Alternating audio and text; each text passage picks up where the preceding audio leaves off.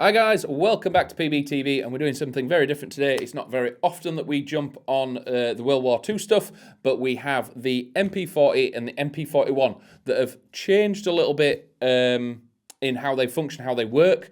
There's some different externals, different functionality, and we thought we've never really done a video on historical stuff, so we thought we'd dive in and take a look at these, seeing as though there's some big changes. There's also a few features on, especially the MP40, that make it sometimes a little bit surprising when you first get it out of the box, but when you know how to control it, it's totally fine. So we'll start with the MP40. We are going to go front to back, go through it, show you how to split this thing apart, battery compartment, and all of its features. Obviously, with it being World War II and sort of historical era stuff, you're not really going to see any rails attachments or all like that. It's basically what you get out of the box is how it is. There are people out there that like to trick them up and modernize them, so if you are one of them, it's by all means keep doing it. They do look cool, but there are purists out there that just want the stitch perfect and want to get the closest to the real, the equivalent that they can possibly get. So on the front of this, we do have a threaded front. There is a slight difference between this and the the 41, that this one has a 14mm counterclockwise thread. So you can fit any attachments you want. If you want to put a tracer on your MP40, that's totally fine.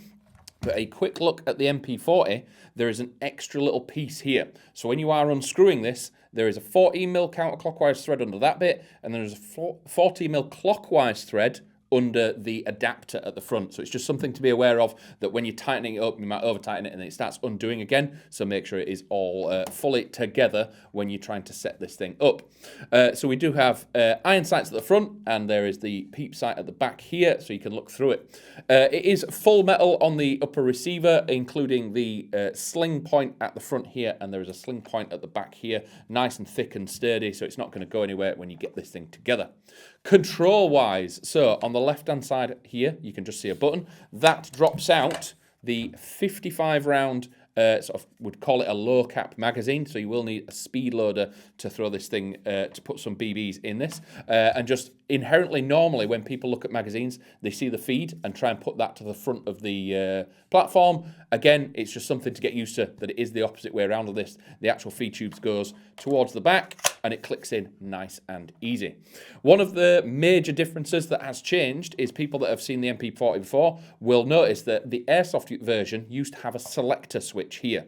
Obviously, it seemed like a little bit like maybe an MP5 selector or something like that. It had safe, semi, and full auto on it. Now that is gone. The selector is now actually the charging handle. So in its current position, this is in semi-auto. Sliding this all the way back puts it in full auto and opens the shell door, which you can see here, which then opens up the hop unit there, which is a slider style hop unit. So if you wanted to full auto, it slides all the way back to where it is here. Pushing it forward, that is semi-auto. Further back, we do have obviously the skeletonized stock, and again, the button on the back, pressing it, flipping it over or flipping it under and putting it all away. Again, storage, things like that. You wanting it a little bit shorter, running this thing in CQB, totally fine, firing from the hip. Yeah, it will be completely functional and completely fine. It is quite a short weapon. With it folded away, it's about 63 centimeters in its full sort of stock out. It's about 83, so there is a big difference in size if you're wanting to run this indoors. FPS wise, it's about 300 FPS on a 0.2 out the box. And barrel wise, we do have a 6.08, so one of the things that you could look at upgrading in the future if you're wanting a little bit more FPS and a little bit of a tighter group is a tight bore barrel system in here. It is a 254mm barrel if you're wanting to look for something that is compatible with it. But again, we've got that 40mm thread on the front. We've got a 6.8 and a decent length barrel in something that is inherently quite a short platform. But the main thing that we're trying to get out there is the fact that the selector has changed. There is also a dead man switch. This is the thing that we get calls about. I've got my gun out, I've put a battery in it, it's not working. There's a switch here that is actually an electrical safety. It simply shuts the platform down, so make sure this is turned on. When it comes to putting batteries in this, slightly different to other platforms, make sure the magazine is removed, and then this little tab pulls up and the entire upper receiver comes off, and you have a battery compartment back here. So if we do that with this one, you can slide this off, whole front end comes off, and you have this battery space here to fit whatever you want. You could put 2 batteries in here. We were talking about it earlier, whether or not you want a block or 2 batteries. So rather than having to go back to the safe zone, get a new battery, open it up and put it together, if you need to, you could store 2 short little stick batteries in there. It opens up all the way in the back, and then you just open it up, swap your connector over, and you can carry on running around. Quite convenient. It's not overly difficult to put together or sort out. It is something that you can probably do in the field. It's relatively simple, popping it back together, and again, you can then simply throw your mag back in, and you are good to go running and gunning. Again, make sure the mag's out, make sure it's the connector is on the safe function, so just so you're not firing the trigger as you're trying to sort out a battery. So a couple of slightly different features when it comes to the MP41. Obviously, the body itself is very, very different. The magazine fits in the same way. And as we've said, on the front, there is a 40mm clockwise and counterclockwise thread on the front, so just be aware when you are screwing it. The upper receiver, again, very, very similar, but with the front sling point here, you are then looking at the sling point on the back of the stock instead of the back of the receiver.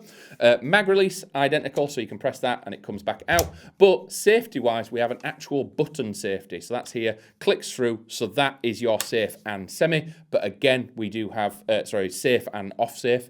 The actual semi is in semi now, and then sliding it back, again, puts it in full auto, flipping it over opens up the shell door for your sliding hop. So again, very, very similar functionality between the MP40 and the 41. The difference is whether or not you want to cheek weld or have a solid stock. So again, this thing is set in its size. We're not really going to shorten this in any way. You're not really getting folding stocks or out like that. It is just as it is. But personally, I'm not overly a fan of like skeletonized stocks. Most people are probably going to run the MP40 if they're wanting it really short, stubby, and leave that folded away. If you're wanting to cheek weld, get down, get a nice sight picture down range, and just really get your rounds where you want them. Again, it is only 55 rounds a mag, so you will be changing quite often. Other mags, I think you can get high caps or slightly higher capacity, but we'll confirm that and they will be linked on the product. But again, the other difference between this is obviously where the battery compartment is as well. It's not on the upper receiver. On the back of the platform, you have a mock screw and a real screw. That then swizzles out the way and you put a stick battery into the stock. Both of them are Tamiya connectors, but with this one you will need a slim stick. With the MP40 you will need a small sort of block battery that you can fit two. You can fit 2 in the receiver. Obviously, you can't fit 2 batteries connected at the same time. So what we're going to do, we're going to take the MP40, we're going to throw a battery in it, throw some BBs in it, and we're going to take it to our range upstairs, just so we can demonstrate the selector switch and how different it is compared to the previous switch that used to be on the side of it, and just demonstrate the deadman switch on the bottom. So if you want to join me upstairs on the range, we're going to throw some BBs in it and have a little bit of fun. So join me in a second. Hi guys, so we're up on the range, so we're going to demonstrate. As you can see, the switch here is in the forward position and the trig does not work. Flicking it to the back and we have a live weapon. So with the charging handle forward, we're in semi-auto, dropping a mag in, a few quick shots. Nice and easy, and then charging handle backwards.